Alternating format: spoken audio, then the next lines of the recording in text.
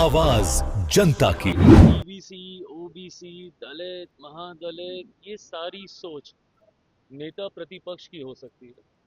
मैंने ऐसी राजनीति एक बार हम लोगों ने दिल्ली में भी देखी थी, जब दिल्ली में भी एक मुख्यमंत्री बनने से पहले आम आदमी पार्टी के एक नेता आए थे और आरोपों की सूची उन्होंने लगा दी थी। और बताइए, आप नेता प्रतिपक्ष हैं, आप अपने आप अभी भी आप लोग इसी तरीके का वोट बैंक बना के आप सोचने की बात कर रहे हैं। पर ये लोग तो सोचेंगे ही ना, जो पटना पहुंचते ही चिराग पासवान फायर हो गए।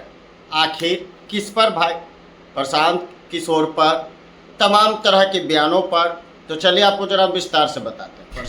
जिस तरीके से प्रशांत किशोर लगातार आरोप लगा रहे हैं बीजेपी के कई नेताओं पर, तो जदयू के भी कई नेताओं पर लगातार पीके खुलासा कर रहे हैं, जिसके बाद चिराग पासवान पटना पहुंचते हैं। पटना पहुंचने के बाद उन्होंने साफ तौर से कहा, देखिए आरोप लगाना तो बात की बात है, मैंने दिल्ली में भी यह देखा था, सरकार बनने से पहले आरोप लगा था, लेकिन जब सरकार बना तो उनका हाल क्या हुआ।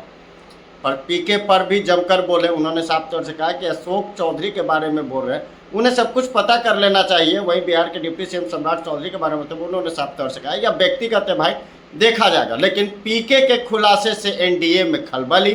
तो क्या कुछ कह रहे चिराग, जरा वो सुनिए। बार बार हम इस बात को कह रहे हैं कि भाई इससे केंद्र सरकार का क्या लेना देना है। शायद से आएगी, आपको कोई शिकायत होगी, कुछ अच्छा लगेगा, अच्छा भी चुनाव आयोग के सर, शिकायत होगी तो भी चुनाव आयोग के सर।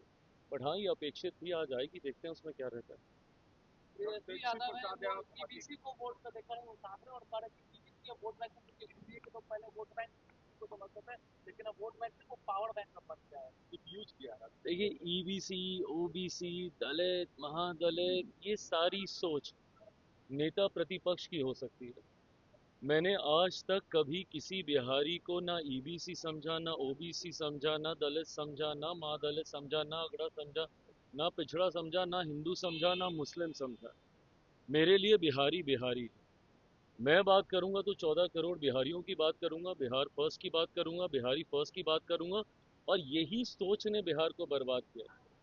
आज आप अपने आप को आप 21वीं सदी का आप बोलते हैं, और ये आप सोच रखते हैं कि भैया किसको हम किस जाति में हम बांट के देखें, और कौन किस जाति का वोट बैंक बनना चाहता है और कौन किस जाति को अपना वोट बैंक बनाना चाहता है। इसी सोच ने तो बिहार को बर्बाद किया है। आप बताइए, आप नेता प्रतिपक्ष हैं, आप अपने आप अभी भी आप लोग इसी तरीके का वोट बैंक बना के आप सोचने की बात कर रहे हैं। पर ये लोग तो सोचेंगे ही ना, जो एमवाई को तमगे की तरह सीने पे चला टांग के चलते हैं। क्या है एमवाई? यही सब तो है, जातीयता सांप्रदायिकता में बिहार बिहारियों को बांटना। भाई हम भी एमवाई की बात करते हैं, बट हमारे एमवाई में महिला हैं जो कि देश दुनिया की आधी आबादी है।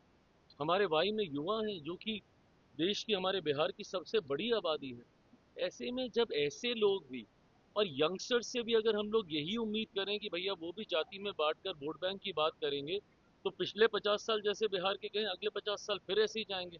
अगली पीढ़ी फिर ऐसे ही जातियों और धर्म में बंटकर बर्बाद होने का काम करेगी। कम से कम युवाओं को इस तरीके से जाति में बिहारियों को बांटकर बात करने की सोच नहीं रखनी चाहिए। एक बड़ा सवाल तेजस्वी ने उठाया आंकड़ों के साथ कि 20 लाख बजट का पैसा है और 7 लाख करोड़ की योजना का उद्घाटन प्रधानमंत्री और नीतीश कुमार दावा कर रहे, धोखा कर रहे, कैसे पूरा होगा? और कुछ भ्रष्टाचारी अधिकारी और मंत्रियों का लिस्ट है जो खुलासा करें। दिक्कत यह है कि विपक्ष घबरा गया है, और ये स्वाभाविक भी है। जिस तरीके से एक के बाद एक के बाद एक के बाद एक केंद्र सरकार और राज्य सरकार, मेरे प्रधानमंत्री आदरणीय नरेंद्र मोदी जी और बिहार के मुख्यमंत्री नीतीश कुमार जी ने मिलकर न सिर्फ योजनाओं की घोषणा करने का काम किया है, उनको धरातल पर भी उतारने का कार्य किया। मुझे खुशी इस बात की कि मेरे प्रधानमंत्री ने सिर्फ शिलान्यास नहीं किया, उन्होंने उद्घाटन भी किए हैं। और कई ऐसी जन कल्याण की योजना जिसको लागू करने का काम किया, जो विपक्ष सपने दिखाता रहा था बिहार को कि हम आएंगे तो हम ऐसा करेंगे, हम आएंगे तो हम ऐसा करेंगे। अरे प्रभु, दिए तो थे आपको 15 साल। इतनी ही चिंता और इतने ही विजनरी आप थे और आपका परिवार था, तो क्यों नहीं आपने उस वक्त इन योजनाओं को अपने धरातल पर उतार दिया था। ऐसे में आज जब उन योजनाओं की न सिर्फ घोषणा की गई है, बल्कि उसको अमल में भी ला दिया गया है। महिलाओं के लिए आपकी सोच तो भैया सिर्फ सीमित इतनी थी कि आप उम्र भर आप उनको अपने ऊपर डिपेंडेंट रखते, हर महीने आप उनको एक किस्त देते रहते, हर महीने आप एक किस्त देते रहते। यही आपकी सोच थी ना। इसी सोच को आप बोल रहे थे कि भैया कॉपी कर रहे हैं, कॉपी कर रहे हैं। क्या कॉपी किया? आज 10-10 हज़ार रुपए महिलाओं के अकाउंट में डालकर इस बात को सुनिश्चित करने का हमारी सरकार प्रयास कर रही है कि वो उद्यमी बने, वो अपने पाँव पे खड़ी हो। और जब एक महिला अपने पाँव पे खड़ी होती है तो पूरे परिवार को साथ लेके खड़ा होती है। तो ऐसे में जिन महिलाओं के अकाउंट में गए हैं 10,000 रुपए, वो इसलिए नहीं गए कि भैया आज दिए हैं फिर तुमको दे देंगे फिर तुमको दे देंगे, नहीं।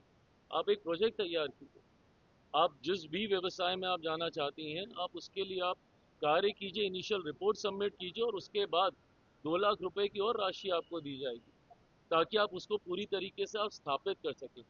ये विकास की सोच है, ये कैसे एक परिवार को आत्मनिर्भर बनाया जा सके उस दिशा में उठाया गया कदम है।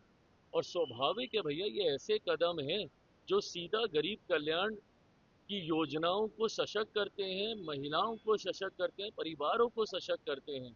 ऐसे में आपको स्वाभाविक है चुभना ये सारी बातें, क्योंकि आपने तो सपने में भी नहीं सोचा था कि ऐसी योजना भी आ सकती भैया है। एक सवाल और है, पीके ने एक बड़ा आरोप लगाया है उप मुख्यमंत्री